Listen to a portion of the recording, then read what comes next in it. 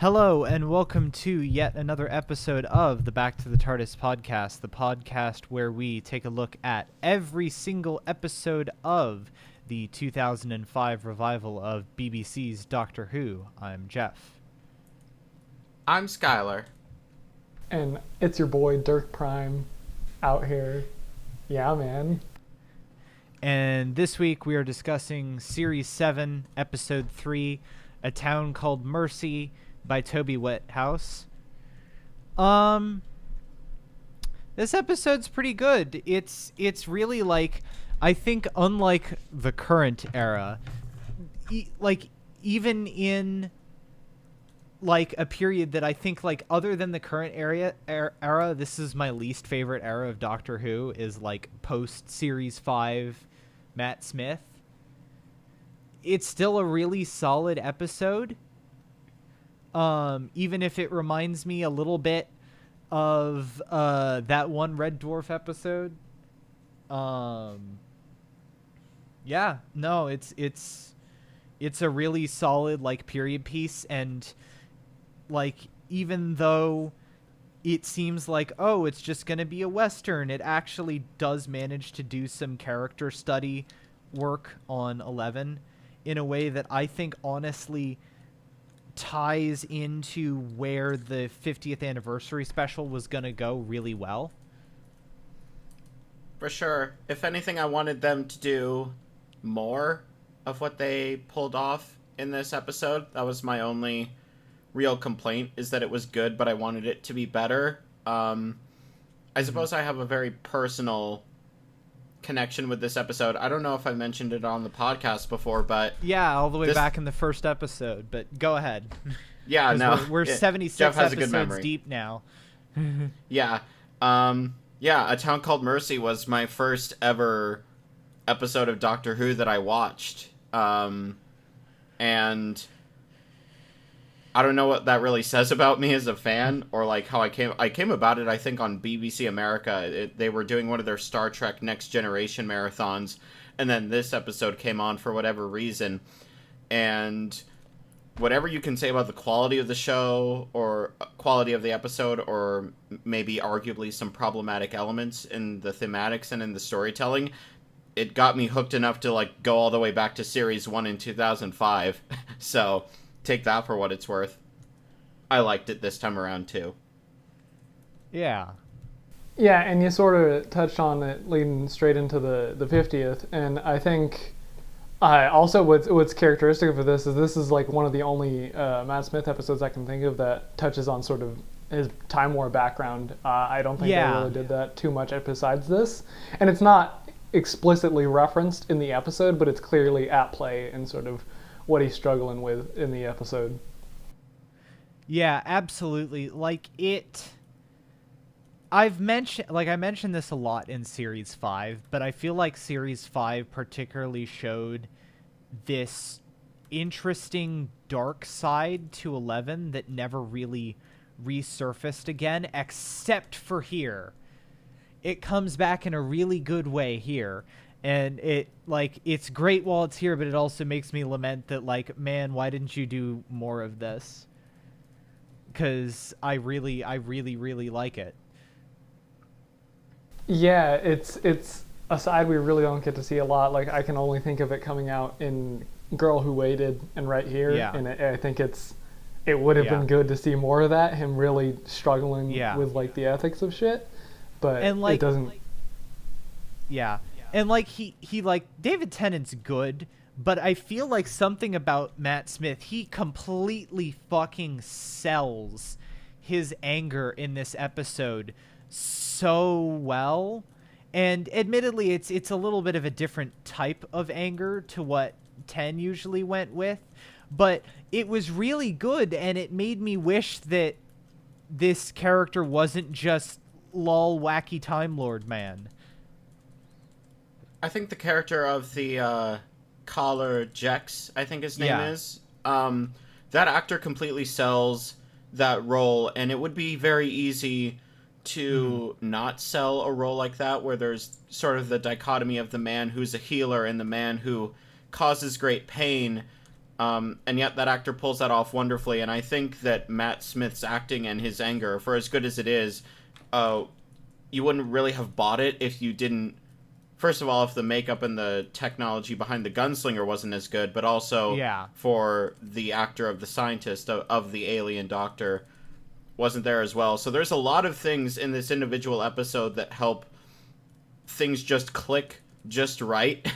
That sadly don't sort of fully play off in the larger season, but that's a familiar trope with the Matt Smith era, is things not entirely paying off. But for the isolated episode, for the things it pulls off just here, it's really done to perfection, almost virtual perfection. And it doesn't take the easy way out with the confrontation between those two. Like, I was thinking about, like, if this was a Chibnall episode, I'm pretty sure, like, at least one or two of the layers of this moral conflict would be completely removed in such a way to pretty much unilaterally cast 13 in the right and Collar Jacks in the wrong.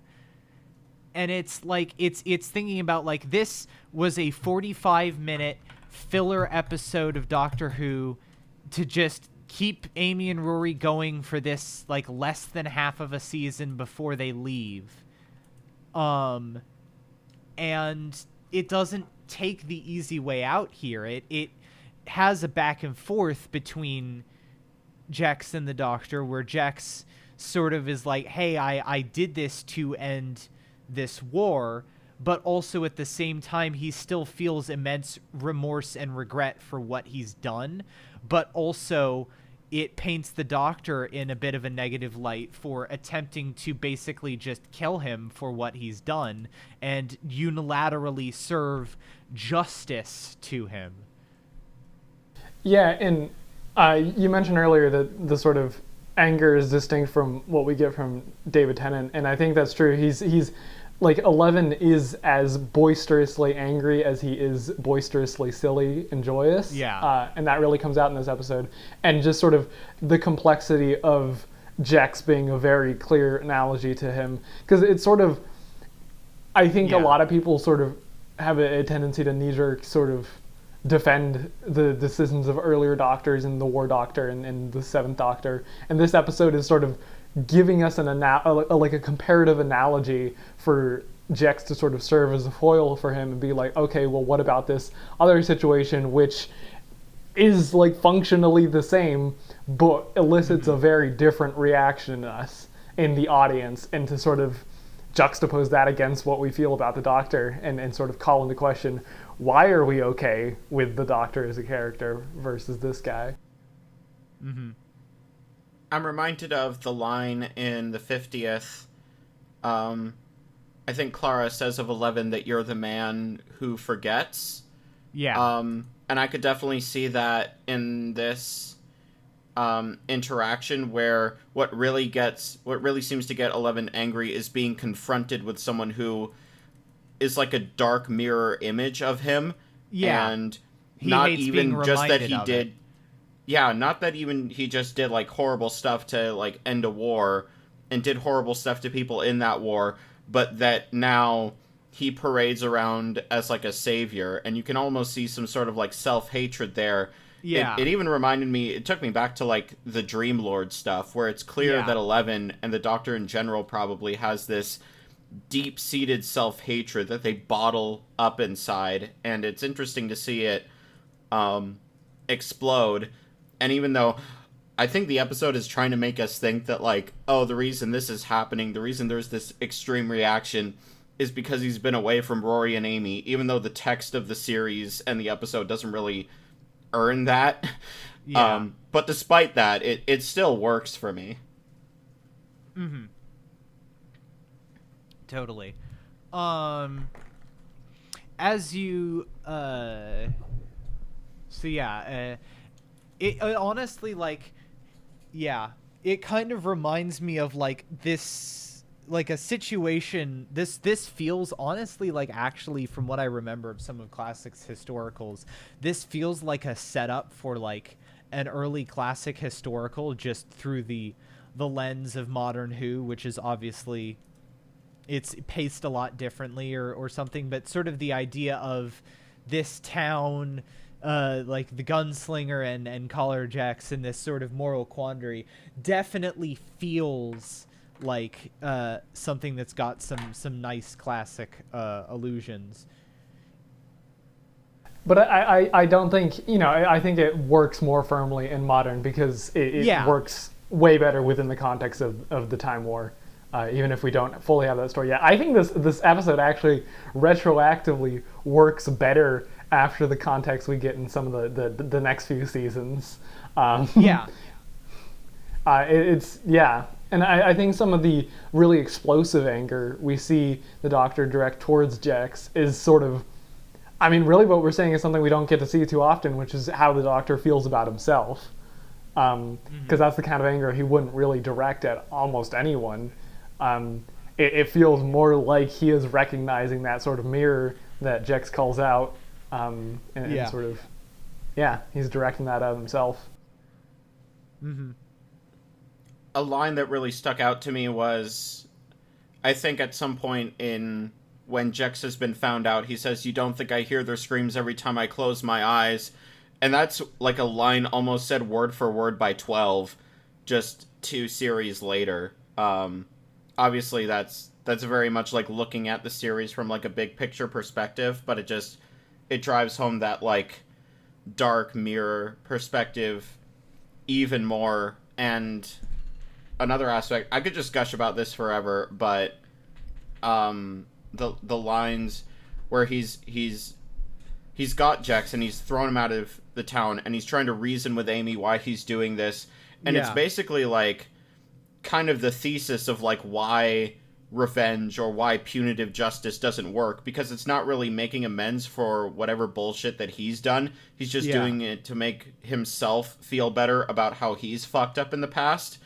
And that theme isn't delivered perfectly through every aspect of the episode, but that there's a few points where it's nailed right there. And that conversation, that very tense scene between Amy and the Doctor and Jex and the whole town, that's one of the highlights of the episode, and one of the ones that I remember like clearly from back then, all those years ago when I first saw it, and it didn't lose any of its shine revisiting it now.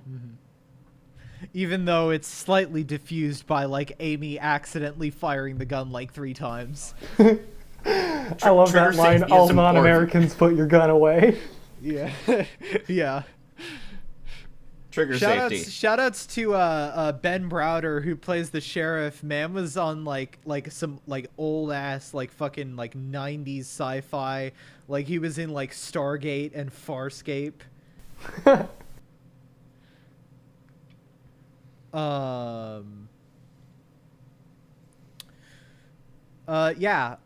I said, I think the gunslinger in particular is what reminds me of a specific Red Dwarf episode, but it's good. It's very well done.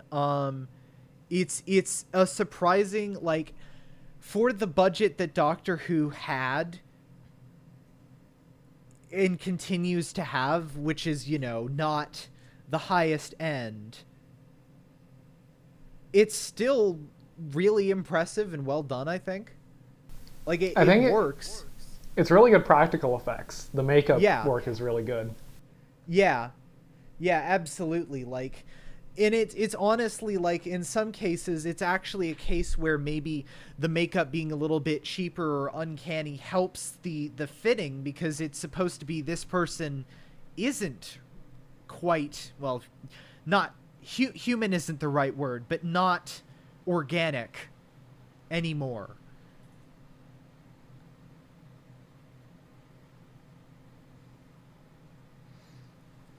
There's also really good set work, I'll say that. Yeah, definitely.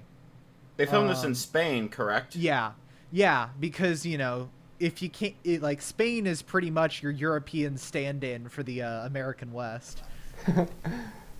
Yeah, that makes sense. It looks exactly the same. I genuinely thought this was filmed in the U.S. Yeah, no, it was not filmed in the Mojave. Oh my god, look at these. Okay, filming locations on filming locations on the wiki state that the 2 locations in Spain that they filmed at were called Mini Hollywood and Texas Hollywood. So, yeah. Subtle. What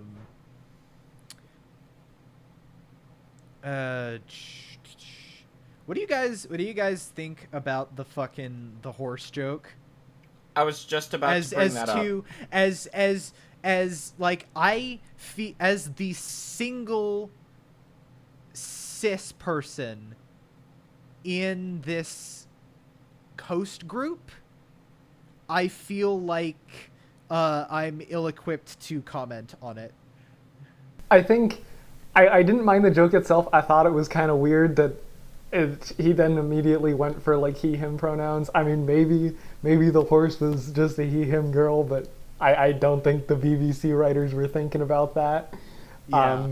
It seems to me like a well-intentioned joke that was written by cis people who didn't know what they were doing.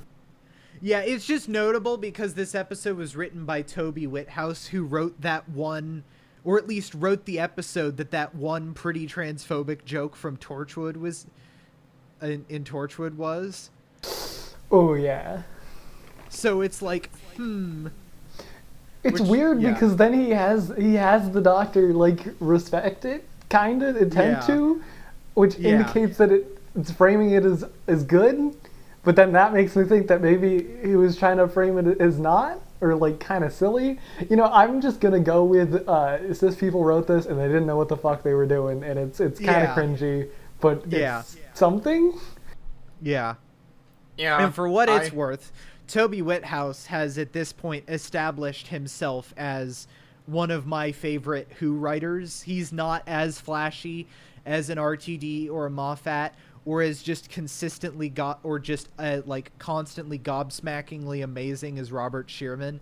But I like pretty much every episode he has written a lot, except for Lie of the Land, and that's not his fault because the Monks trilogy got fucked over by Moffat's mom dying. Is that actually what happened? Yes. That's why Rest in peace. he had to rush it and turn in early drafts because his mom died.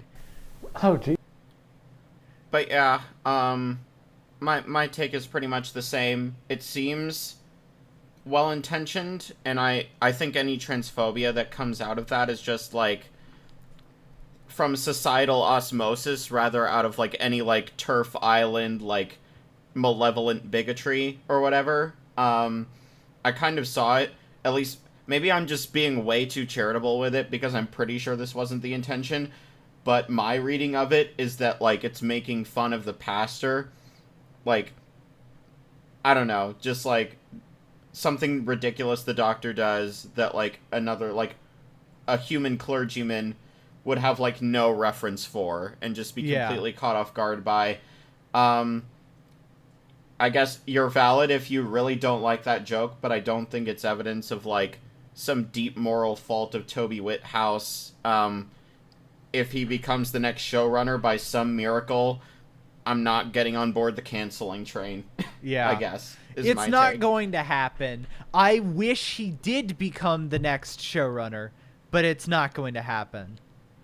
Yeah, I really just read this as cis incompetence and not really much else. Like I don't think there's a lot you can read into this joke besides like they tried to make a trans joke and they didn't know what they were doing. Yeah. All right.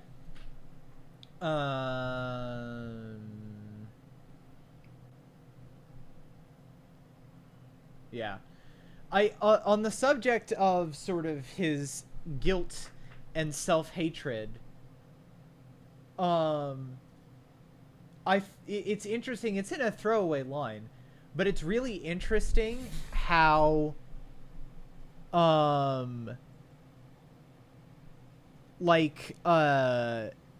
he makes acknowledgement of the fact that because he has been merciful, people have died. Like he literally says he literally says, "Today I honor the victims first, his, the master, the Daleks, all of the people who have died because of my mercy."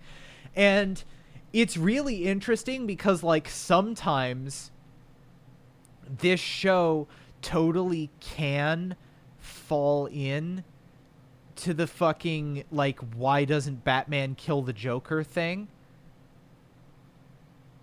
And it's rare that they actually acknowledge it. And I find that interesting that they actually did. Yeah, it's, again, my only complaint is that I wish there was more of it.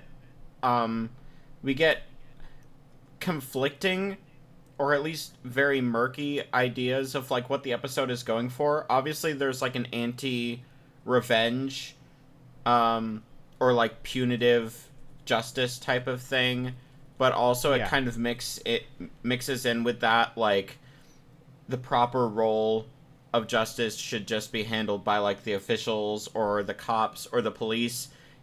Even in the end, though, they don't call the gunslinger a cop. They're just like, oh, we have our own arrangement. And then in that one, like, pretty brilliant scene with the doctor facing off against the, like, 18-year-old boy, barely a man, he's saying, like, violence just begets violence. And I think in the context of what they're saying, with how, like, if you're just doing this to get even, that's just going to end up with collateral of other people trying to get even. Like, I don't think it's an anti-revolutionary. I don't think it's at the tier of 13 being like, oh, I don't like guns. I don't think that's what's happening here. Yeah. But, again, it's just some things don't quite click I mean, it's together. definitely not 13 going, I don't like guns, because fucking 11 pulls one out and points it at Collar Jacks in this episode. For that sure, was a great yeah. moment. Yeah. There's definitely more moral ambiguity and moral questioning in that. I mean, again, looping back to that scene, I could never imagine, like, I just thought of the scene in Villa of Diodati where 13 is saying, like, sometimes this team structure isn't flat, it's a mountainous peak, and I'm at the very top. Yeah. And then in this episode, it's like, Amy's just like, no. Like, stop Fuck it. that, yeah. Yeah. No, it's I will say, like, really, I think the thing that is more important than the doctor not using guns thing, it's not saying, like, oh, I don't use guns, I hate guns, blah, blah, blah, blah, blah.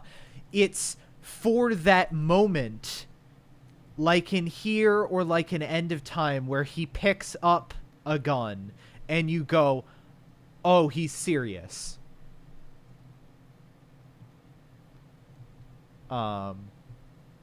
Yeah. Shout outs, one of the scenes that I really found, like, as, like, oh wow, this is really, really solid, is the scene where he's in Jax's ship and going through his files, and obviously you don't really, like, see what he's done, but you can sort of hear the screams of the people that he experimented on, and, like, the way that Matt Smith emotes through that without saying anything is really high quality. Yeah, the finishing touches are really strong in this episode in general. I mean, we've already complimented the set design and the makeup. Even with the collar, with it just being, like, basically like a blue birthmark, like, that silly Star Trek 1960s shit. Like, Yeah, it's still effective fucking for Star something Trek. like I was this. about to say, yeah, it's like Star Trek shit. It's like, yeah. Yeah, no, but it's still very effective. Everything working together. I guess if I were to go to, like, a solid complaint, it's just like, what are, aside from the one scene where Amy is confronting the doctor, and I guess the scene where Amy is talking with Jex and he mentions that she's a mother, like, aside from that, what are the companions there for except to be there because they have been? It just felt very like, Yeah. we need them here because they're here, they're part of the cast. Yeah, Rory People like Amy and basically Rory. doesn't do anything. Yeah. And, like, you know, I adore Arthur Darvill, but, like, Rory doesn't fucking do anything. I think that's kind of interesting because I can't think of a single other episode that was this good and didn't involve Rory making it good. Yeah. Is this the only one? It might be. I think there's a hint of don't something know. greater there, where he seems to be more on the side of, like, fuck yeah, he's a war criminal. Like, Yeah. who cares? And Amy very much... A little based, but... No, yeah. So, like, it's... Again, as I said, like, my biggest complaint about this episode is that in every way that it falls short, it's not, like, actively bad. I just wish it were better. Which is, I guess, something that's a rare compliment for a Matt Smith era episode. So that's noteworthy. As I said, it got me to watch the whole entire damn show. But yeah, it's just something where I would believe there would be more weight to Amy and Rory being there if we, like, didn't have them there for an episode or two, or I don't know. Maybe we're going off into speculation land, but if the Clara escapades were happening at the same time as Amy and Rory were fucking off doing their own thing, and we occasionally saw them, it'd be like, well, okay, I can see how they would see that you're different, but it's just like, we as the audience are only seeing the Doctor when Amy and Rory are with him, except for last episode. So it's like, I don't know. I'll stop rambling, but it's just, yeah, the companions are the closest thing to a negative I can put on this episode, and even then, they're utilized, like, well in some scenes. Yeah. Yeah, definitely. Take a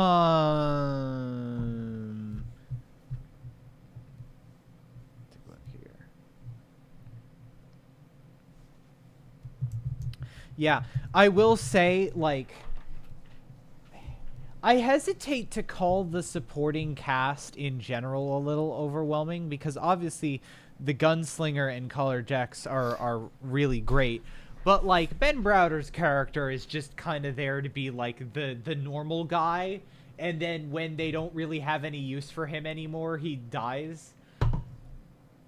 So, like, but also, like, given how much this episode is about a close study between these two characters, I don't really mind, because the point of the episode isn't really to learn about all these townsfolk. It's specifically about the Doctor and Collar Jex and the Gunslinger. But yeah, no, like, when you get to, and, you know, like, I watched it fairly recently. When you get to the 50th anniversary special, and you sort of see especially how Eleven has coped with his centuries-long trauma, like, it really, like, I don't know, I don't think Moffat had most of this planned, because for a while, they didn't know, because of contract reasons, they didn't know if Matt Smith was going to be in the 50th. Because his contract was through the season, and the 50th and his regeneration special were two additional specials that they had to, like, do contract renegotiations for.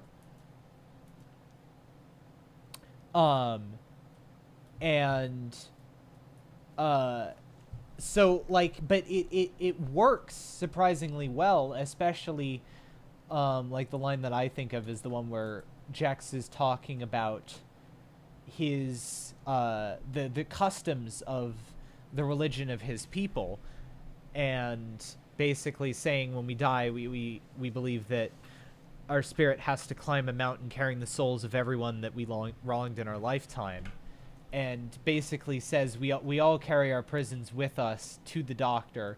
And, you know, Eleven kind of shrugs it off, but it's been a thing for the character that he has carried this with him for centuries at this point. Yeah, absolutely. And that's why I think it's part of why Jex works is such an effective foil for the Doctor, is he just sort of very plainly calls out all of the worst tendencies in him. And I think one of the lines that really got me was, you know, I see all of myself in you, like the rage and the sort of self-hatred. I forget all the specific emotions he says. Yeah. And then he sort of hesitates a bit and then goes like, the one thing you're lacking is sort of like the decisiveness, and I shudder to think that like your people would have ever been in your hands, because you wouldn't have had what it took to like get it done. And that's sort of a bit of very immense dramatic irony, and I think it speaks to a lot in both of the characters there, that Jex is looking for a very particular sort of decisiveness and is missing the like different type that made the difference for the Doctor in making those decisions, which also, again it's are made more relevant sort of after the 50th, now that we have the full context. Yeah, and it's also recognizing that 11 isn't the War Doctor, who as a character literally in universe exists to have that decisiveness. And even then, he still finds a way to cheap out of it. But still, yeah. Yeah.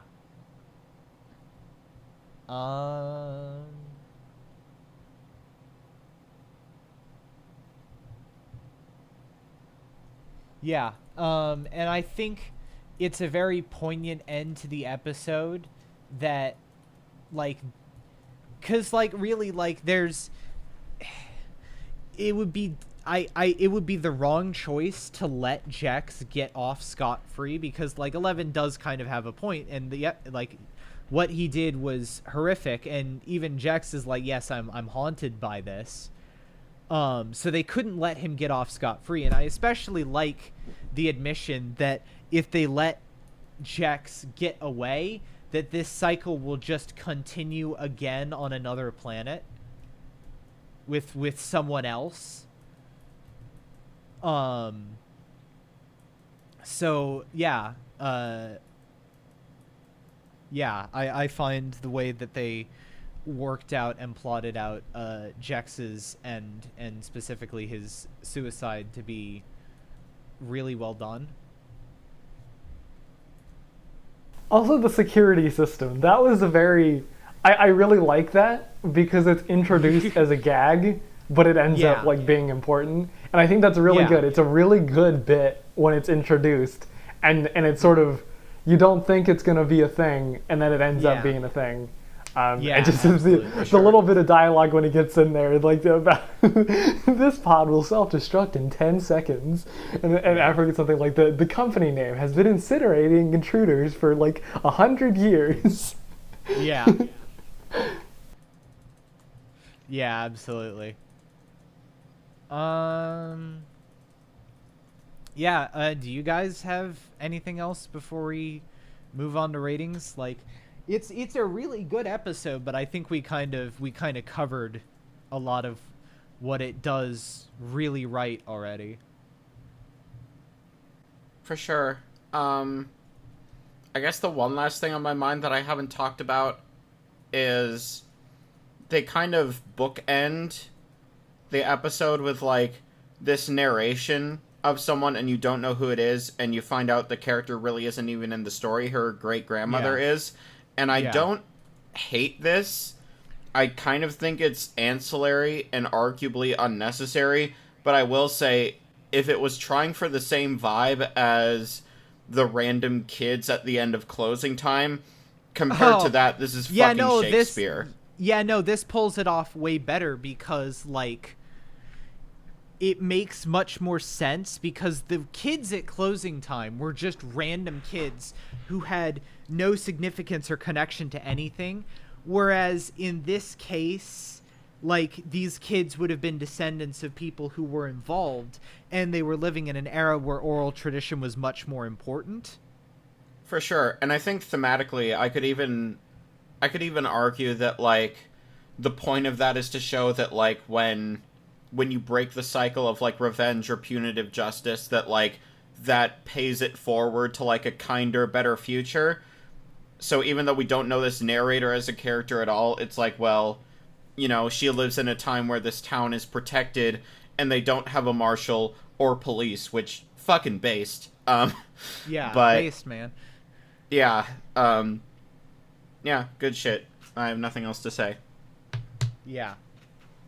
Also, I will say, one last thing that sort of I just thought of now is that obviously the gunslinger is this like Terminator-esque character, but also like there is very strict programming in him that is like, yes, he does not kill those who are not his target. And like you know, the easy way out would have been to just make him a standard monster. But the fact that they actually do make it be like, oh no, he's not going to kill innocents, is like a good little wrinkle on things, I think. Mm-hmm. Even when he threatens to, I don't think he succeeds at all. And the one time he does kill someone he doesn't mean to, it's deliberately because they got in his way. So, yeah. Good touch there. Yeah. Yeah. So moving on to ratings, I guess.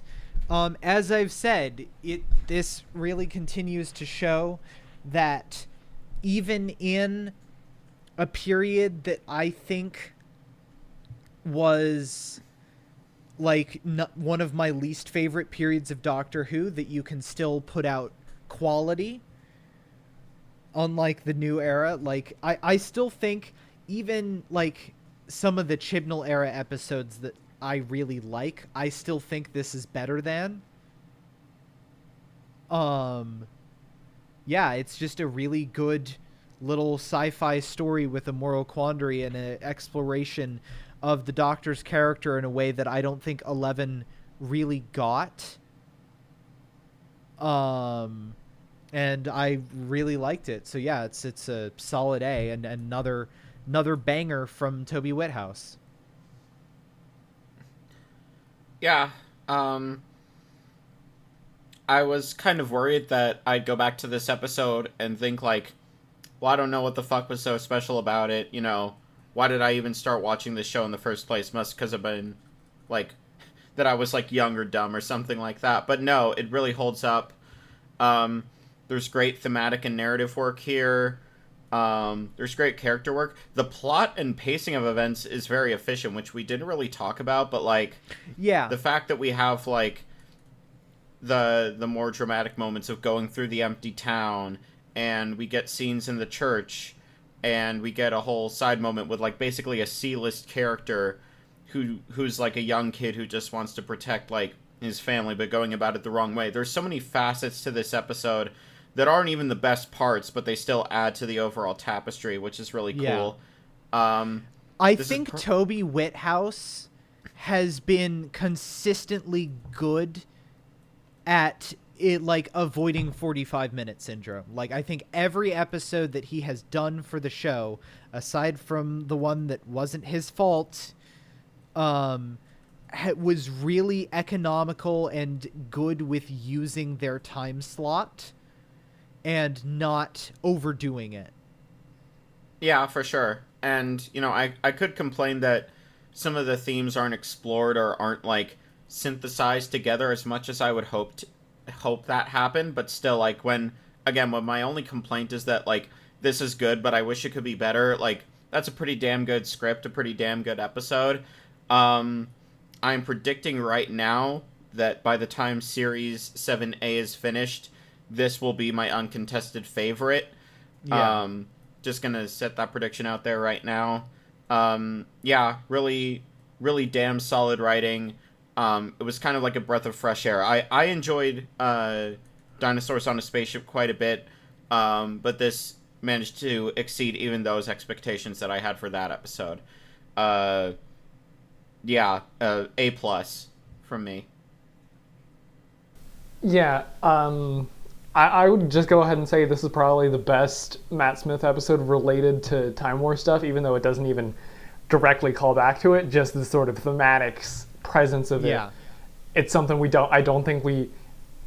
It might have been briefly mentioned in some other Matt Smith episodes that I'm forgetting, but it's never really heavily touched upon, and I'm really glad that the one that did really did a good job with it. And I think it's something that's severely lacking in Matt Smith's Doctor as a whole. I think his whole run would have been greatly improved by sort of grappling with these kinds of things more, but in this specific episode I think they did a really good job of it. I just wish they had done it more.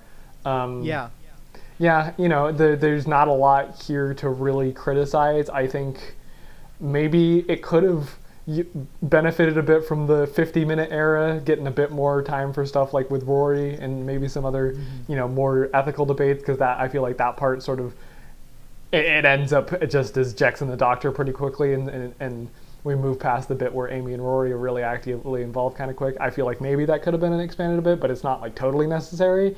And I think overall the whole episode is still like absolutely fine without that.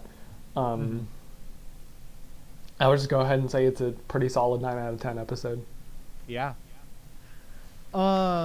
So next week we will be discussing The Power of Three by Chris Chibnall, which I'll say right now is the only Chris Chibnall episode that I'll probably dunk on, but I will 100% say that a lot of its problems aren't even necessarily his fault, because they weren't, and I will get more into that next week.